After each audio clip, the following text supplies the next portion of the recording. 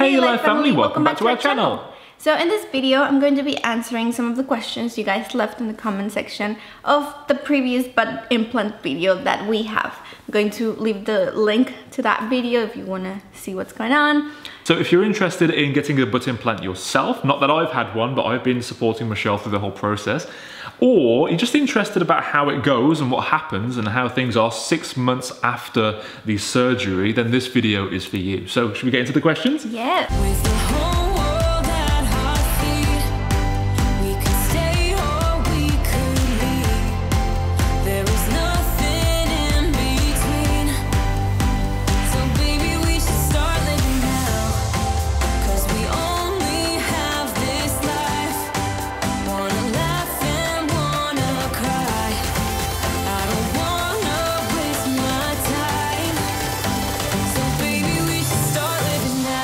So question number one, how do the implants feel when you touch them? How do the implants feel? Okay, do you want to answer that? Very nice. No, so, okay. So I think they're still healing, because I can feel it. A little bit. But on the very top of my nalga, they feel, it feels just a little bit tight. Is that the word? Yeah. It feels tight, and starting here to the bottom, it just feels like a regular nalga, like soft and wobbly. It kind of feels to me anyway, like a hard muscle. You know when you've been to the gym for years and you train your glutes and the women have got like super awesome butts, right? Like you, dear. It's like that, right? So it doesn't feel weird or solid like super hard. No, it's not a rock. Like of course it's not a rock. There's like, you can touch it, poke it, and it feels soft. Yeah. But it feels natural, basically, just like a normal muscle. Yeah, it just feels like a very worked out muscle. And also, this feeling disappeared probably like a month and a half ago. When I'm laying on my back, and I put of course, my butt on the bed. Before, I used to feel the implants. I just feel like there was something there. Now I don't feel it. That'd be so weird though, wouldn't it? It feels weird, but it's not something that hurts or feels uncomfortable. It's just like, obviously something new to your body. So your body recognizes and it's like, what? But that feeling completely is going to disappear completely. So much better now, isn't it? Yeah, I can barely feel them when I'm laying on my back. And if I'm sitting, like, I don't feel anything at all. Good. Really. Yeah. Perfect. So next question, please. With pleasure. So let's open that up. So where the surgery was and the name of the doctor. Right. So my surgery was in Mexico City, and the doctor's name is Dr. Francisco Perez. He is really good. I totally recommend him. And I'm going to leave the link towards his Instagram so you guys can see it. He posts a lot of good stuff where you can see the process, and it's really good. So, yeah. We're not sponsored by him or anything like that. Literally just, we used him and we're happy with the results. So. Yeah. I keep bragging about him because he's really good. And it's not just the quality of his work, but also the way he makes you feel through the whole process as well. Like, he's just so nice and friendly and very respectable about the whole thing as well. And like, you would think at first it would be a bit of an awkward subject, you know, showing your bare ass to some random person. But and this is something that really also I wanted to talk about, because I can think that it might be an issue for some of us, but so of course you go naked, like when he's going to see what he's going to do. Once you're in the office, of course, you don't leave the house naked. Yeah, you know my English kids. So yeah, of course, you have to get naked when you're there with him. And for me, it was like sometimes he would explain something to me and to James when I'm there, like naked. Yeah. So you might think that that would be a really awkward situation, but it's not. Like, the way he does things and the way he talks and touches your body is really respectful, that it is not uncomfortable at all to be naked in front of him. Or him, or like something, because I thought sometimes like, how does James feel to be like there when I'm like naked in front of a doctor and like talking to him? Like, I don't know, but it doesn't feel well for me. It doesn't feel it doesn't feel at all. So yeah, just, I don't know, like one of the things that I recommend is like, just trust your instinct, and if you feel very comfortable with your doctor and he's amazing and stuff, like just go with it. So the next question, how is it going to the toilet with compression garments and the faja, which is the Spanish way of saying the compression garments thing, right? How was it? Was it painful? It's not painful, but it's uncomfortable. It is uncomfortable. So I remember that I told you back in the previous video that I had some drains, so some tubes connected to my body where my body could drain the fluids, so like blood and fat.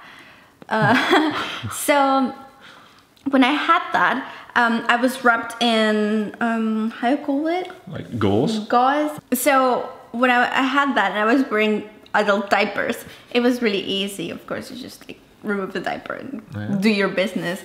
That was it. But when they took the drains and then they switched me to the faja, or the body compression garments. Compression garments. Yes. God, that was uncomfortable. Bad. Like the faja. Why was it uncomfortable? The faja had like where you pee. It had like a hole, but it's not really big. And of course, like I didn't want to ruin the faja or like have a little accident or whatever. So whenever I had to go to the toilet, either to do my #1 business or 2, I had to remove the whole faja and then do it because I was really scared to like. And keeping in mind as well, removing a super tight compression garment over the butt, which had only just come out of surgery and was still healing very much so, was so painful, right? You were like screaming in agony and you were crying at one point as well. Yeah, every time I had to go to the bathroom, I was like, please no. And you couldn't do it. You had to ask me, so I felt even worse because I was there like, I'm so sorry. Yeah, it was horrible. Yeah.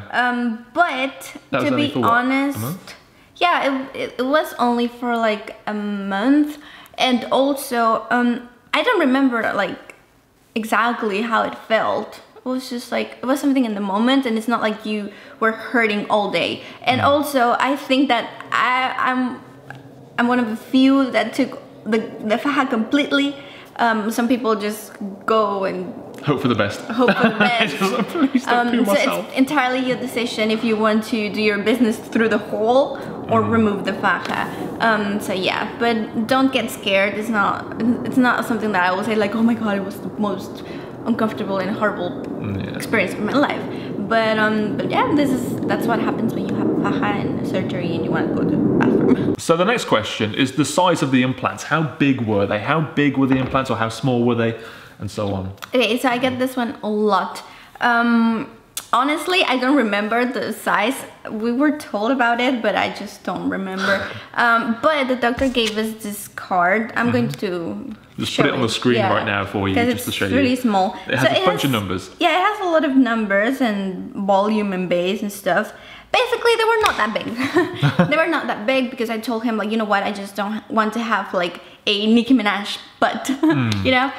You don't want it to be like... Yeah, exactly. And then, you know. And also another good thing about my doctor is that he really focuses on natural...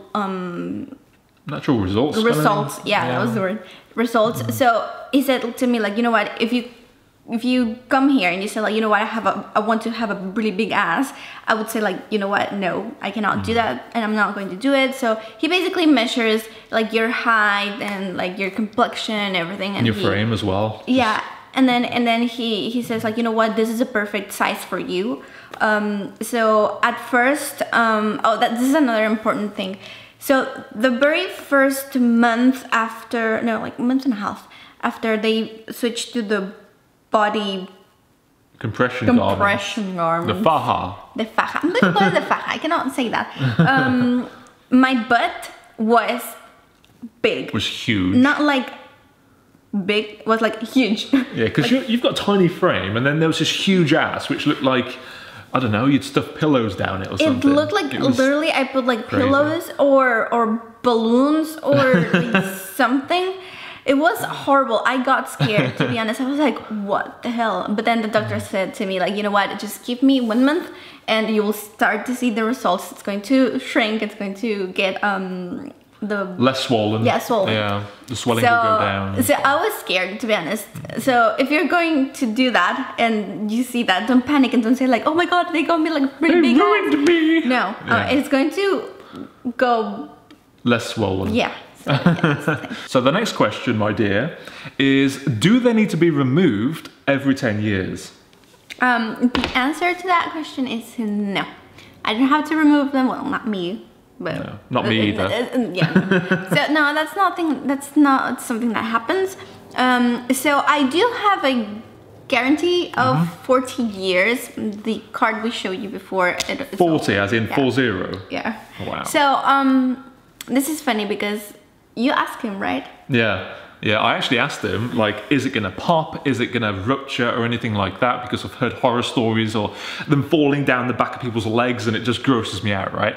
So I asked him the same thing. And he said, with this specific type of implant they use in Latin America, it's not like, it's not filled with fluid. It's not like water or anything. It's actually pretty much indestructible. He was there punching it for me and like stabbing it with a pen and stuff and nothing was happening.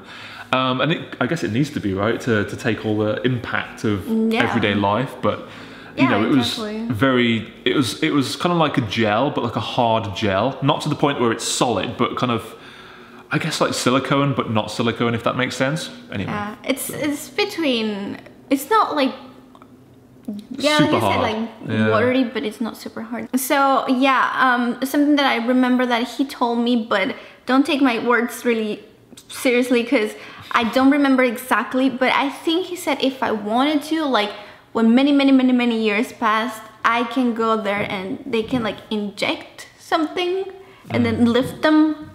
But that's about it. Like, and I don't exactly remember what it was or if it was optional, if I have to do it. I don't remember. I will investigate that for you. But that was it. And totally optional. Yeah, it's not that you have to go there again and like, oh yeah, you readjust them. Yeah, and, once they're done, isn't it? Really? So yeah, I think you'd only need to go if you had complications in the future, which I don't think you're gonna have. So you'd be fine, really.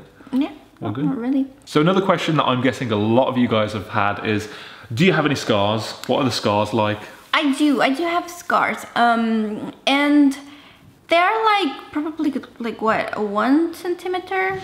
Like this. Long. And they can be removed with like, what is it? Yeah, like lasers and stuff like that. But it's not something that honestly bothers me. I'm going to show you the scars, some of them of course, because others I cannot show you. But obvious reasons. But nudity. I have because remember I told you that I had liposuction done too. So I had like 2 on my stomach, 2 under my boobs, 2 here. Under the armpit, yeah. Yeah, under the armpit. And I'm going to show you the ones on my back, and of course under the butt. Yep. Go on then, babe, show us your scars. There's one. So just not huge, about the size of a penny or something, right? Yeah. And I think over here. And then you've got like a few there. I think. So yeah. So those that you see are about everywhere, like where I told you I had scars. So yeah, I mean you are going to get scars, but it's not like something big that you would say like, oh my god, everybody's going to notice. So yeah. So now that we are standing, I'm going to show you how it looks. This is almost around 6 months, which is the final period of the final form. Healing-ish. I think I'll be, the way it feels, my body feels, I think I'll be completely normal, like probably in a month or a month and a half. So this is the almost end result of my surgery. You see? Very nice. Like if I turn around, like it's not massive, but it's something there. Like there's something, like there's a butt. And also, this is how my stomach looks. Like that. Just want to flash anybody. So if you can see, I don't know if you can see, my skin looks a little bit purple still, but that will go with time. So another thing that, I don't know if it's a question, but when I told people, they kind of like told me that if I'm going to get addicted to surgeries, So the answer to that is no. I don't feel the need to do any more like stuff on my body. Maybe my nose, but not because I wanted to change it. It's because when I was a kid, I got punched and my nose, it's like slightly tilted to, I don't know which side because it's not that visible. It's that way. This way? Yeah. So it's a little bit tilted like this. And maybe in the middle there. Yeah, and also my, I don't know what's the word, this. The bridge. It just the kind bridge. In English. So it's like up. Yeah. And it's not something that bothers me. Like, oh my god, I take photos and I'm like, oh my god, my nose is horrible. It's not, but if maybe someday I'm like, you know what, let's try it. But it's not like having the bum surgery has made you have that, or made you want more and more surgery. No, like fixing my nose was something that I thought when I was like young, very young. Yeah. But it's not something that I would say like, oh my god, I need to have it. Like maybe, just maybe, if I feel like it, I would do it, but it's not, but apart from that, it's just... So just because you have one surgery, it doesn't necessarily mean you're going to have more and more and more surgery until you look completely different to how you were born. Yeah, right? So. And they say the same thing about tattoos. I had my first tattoo when I was 18, and yes, around that time, like 2 days later, I was like, oh my god, I want to have my full arm tattooed. Really, it's true. But then I grew out of it and I was just like, no, I don't want it. I don't want to have any other tattoo. But that's my personal opinion. So it's not that just because you have something done, it's going to be like, oh my god, what I'm going to fix next. So something that I think I said in the previous video, but I'm going to say it anyways, is that I think I made the right decision at the right time, because it was not something that I said like, oh, you know what, having butt implants is going to make me happy. So of course it makes me happy, but I was already happy with my body and the way I looked. So it was just kind of like, oh, this surgery is going to help me improve my image, not fix it, if that makes sense. Yeah. Yeah.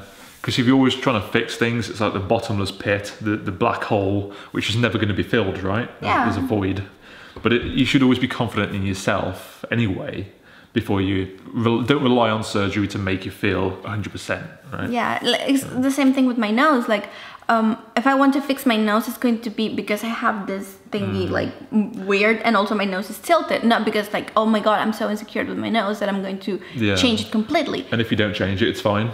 Yeah, it's not something that bothers me. So I hope that I answered all the questions that you had, and if not, just leave it in the comments and I'll answer. And also, if you're interested in this process, well, you know more about what it's like, and hopefully you enjoyed it as well. It's kind of fun to talk about, right? I think it's interesting. But of course, remember that everybody is different, and every journey to butt implants or recovery, whatever, it's different. But this is only my opinion and my experience. Yep. And it's not to be taken instead of medical advice. Oh, right? No. You have to go to a doctor, all that stuff, all the disclaimers. And of course, at the end of the day, he will be the best person to answer all the technical questions. Yeah. I can help you with, I don't know, how it feels or the recovery and stuff, but at the end of the day, just go to have like a medical exam consultation. Anyway, hopefully you enjoyed this video. If you did, smash that thumbs up button and also the subscribe button if you're not already subscribed, just to get more videos like this, more updates about Michelle's journey, and also our other videos as well, like pranks, challenges, and other fun stuff that we do on a daily or weekly basis, right? So go ahead and hit that subscribe button, and we'll see you in the next video. Bye bye.